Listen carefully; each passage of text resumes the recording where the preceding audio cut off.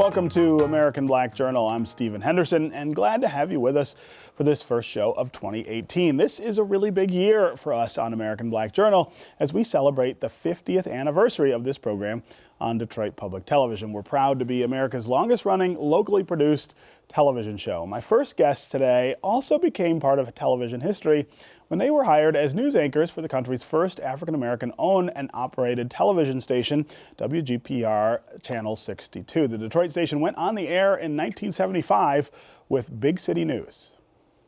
Big City reporters Amyre Porter and Pal DeQ. And perhaps it'd be best if we paused here and let them tell you exactly what's happening out there news-wise. Thank you, Jerry. I'm Amyre Porter. In the news today, a Detroit man is shot to death during a hold-up attempt, and a weekend search for Jimmy Hoffa has turned up nothing. Detroit becomes the convention spot next week for hundreds of Latino women. And two black men in Atlanta have come up with a new invention. I'm Pal DeQ. Details of these and other stories in a moment.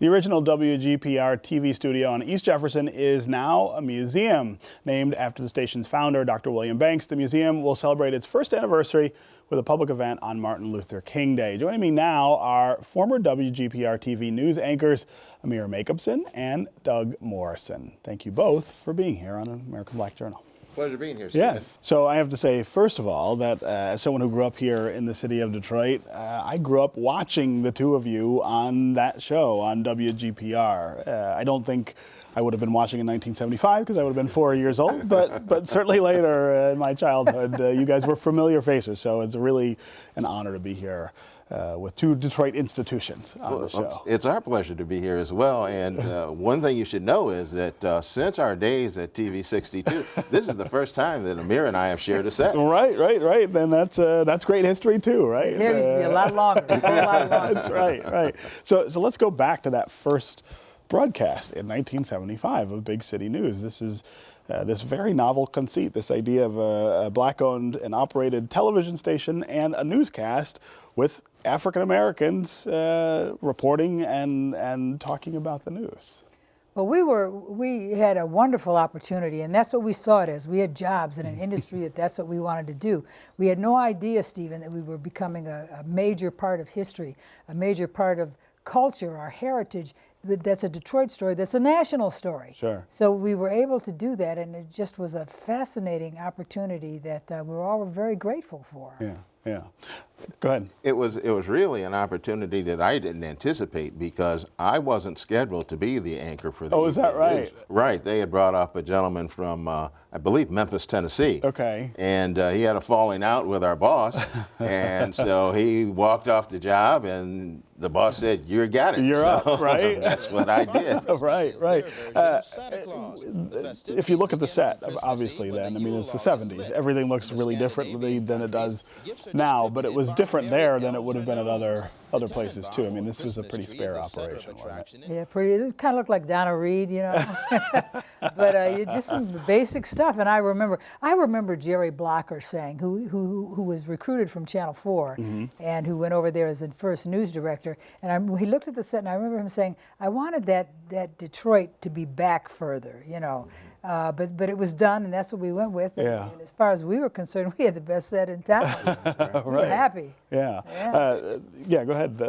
A spare set, but the technology was there. We were leading the market in technology. We had the first ENG, electronic news gathering equipment, and we didn't have to go with film and develop film. We could go right to air with our video cassettes. Right. Talk about what was going on in the city news-wise at that point. We hear you talk about Jimmy Hoffa, the search for Jimmy Hoffa. That's something that some people might remember, but you know, the focus of this newscast often was on African Americans and African American issues that weren't being covered. We try to tell the story that other people maybe were not telling, or telling a little lighter. As I recall, Doug, Angela Davis Times and Sure. Oh gosh, it was. And locally, we did a lot with organizations like Black United Fund. Right.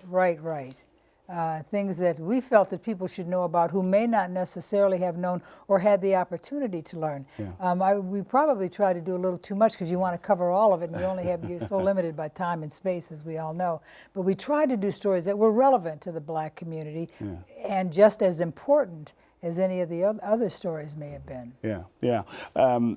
Was there any pushback to this when this happened? I mean, were there people in the city who said, you know, Black people don't belong on the news desk. There shouldn't be Black people.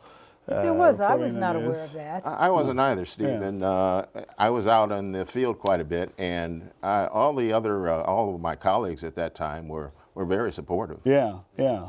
And of course, this was a time when it was harder still for African Americans to get jobs on the other stations, the big That was a big point. Yeah. We were trying to offer opportunities to people such as Doug and myself who may not have otherwise had that opportunity. We didn't know a whole lot. I mean, we were basic. We knew the basics, but we were given an opportunity to really learn and really grow and really expand, which so many of us did in so many different areas. Yeah. And as you know, people who you don't know their names, you don't know who they are, but writers and producers and directors and people that you even have here at DPTV right. people who worked at the GPR. Right. Sure. Yeah. Both of you also experienced that opportunity. I remember you being on Channel 50, and it was also when I was a teenager, I think. But I was there for 28 years. Is that right? Yeah. And which never would have happened had it not been for our station here, for WGPR, which is what I'm exceedingly grateful for. But to talk about the museum and the first anniversary of that museum, it comes to mind because we were able to convene alumni that, I didn't know you worked there, or I didn't know you worked there, because it was on the air for a decent amount of time. Some of us were early, middle, late. Some, Joe Spencer, for example, who started almost at day one and stayed until the very last day. Yeah. But it was, to get these people together to do this, which is why we want people to come to the event. Our celebration, Yeah. first anniversary of the museum. You're going to see all kinds of amazing things. We have people say, I didn't know you had that. I didn't know you had the timeline. I didn't realize that. We have visitors come, and they're going to have so many opportunities. One of them, I'm going to be quiet after this. One of them, you can go in and say, well, I want to be a news anchor. I want to be a talk show host. I want to do this or that. You're going to be able to do that. Just sit and Yes, try it and out. interview someone, have a tape of it, and get a feel for what it is, give you a better understanding. We're offering all kinds of fun and exciting things at this at our anniversary. Yeah, and then the museum, we've had folks from the museum here over the last year a couple times. Every time I'm excited about it because I feel like it is a really different kind of place than the other museums in town, and in the way that it that commemorates and celebrates this really important. It is, and it's not just WGPR centric. Right. We have a timeline of significant events in Black media. We also feature the homegrown media stars that are in the market today and were in the market yesterday. Yes. So it's not something that's just based on WGPR. Right, right. I wonder, as pioneers in Black media, what do you think of media today and diversity in it, and the need still for Black-focused media? I would say there still aren't many males in media today. That's really true. Yeah. The Black male has not achieved the same penetration that the Black female has in media today. Yeah, yeah. Amyre, your career would look very different to people, I think, today if they were thinking about it. But there are still some of the same kind of barriers, right? Well, there are, although I think there's been tremendous improvement. There's always a lot of room for improvement. There was a time, there was a lot of tokenism for the men, for the women. But I think that there's a lot more opportunity now, and I think there are a lot more positions locally and nationally. I mean, you would never, in the 70s, never have seen what we have now. I think it's a good thing I think there's, again, a lot of room for improvement, but we've made strides that I think are wonderful. And I like to tell people that because they get so discouraged, young people. Just, hang in there and do your thing and be the best you can be. And I know I was hired for racial reasons or gender reasons. I don't care why you hire me, just hire me. And I'm let going me to do prove the to work, you, right? that I was the right decision, whether you really thought so or not. That's the message I try to get across. There's more opportunity today, though, I think. Yeah. All right. Well, great to have you both here, and congratulations on the first anniversary of the museum. And congratulations, number one, on 50th for the 50th show. anniversary on this show. 10 for you. That's wonderful. That's right. It's close to a decade. Getting long in the tooth here, right? All right.